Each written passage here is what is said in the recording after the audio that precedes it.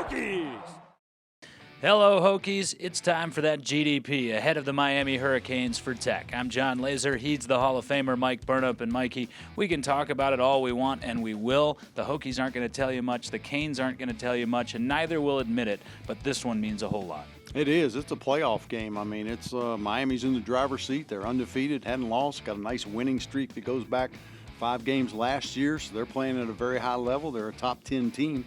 Hokies already have the loss to Clemson, so it's in essence a playoff game, a lot at stake. I mean, these two teams go back to the rivals of the Big East days, so it's going to be fun to have a game like this that means so much because you think about it, the Hokies up at the West Virginia.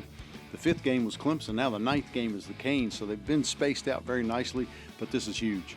Miami will play at home, of course, in this matchup. As you mentioned, they are a top 10 team. However, they haven't necessarily looked like it in the last couple of weeks. Why not? How can the Hokies take advantage? Well, they're struggling on third down, but they're really good in the red zone. I mean, they've given up some big plays. They've been a little inconsistent with their quarterback play some. A couple of games he's been under 50%. So I think it's there. Rozier's a talented guy. He's a dual-threat quarterback. You look at the numbers of the two quarterbacks, they're almost the same. 17 touchdowns and 4 interceptions for both of those guys. Josh Jackson's percentage is a little bit higher.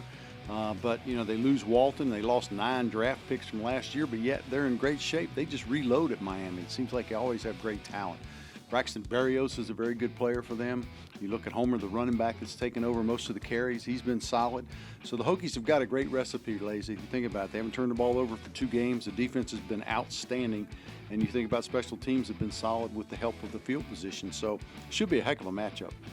That's where it might all come down. Turnovers, as my Hall of Fame partner references, Miami plus 10. They are near the top of the ACC. Meanwhile, as he mentioned, the Hokies haven't turned it over in 2 games and have just 6 turnovers on the season. And nobody, believe me, nobody wants to see that turnover chain. As we close the GDP with a little bling. Hokies!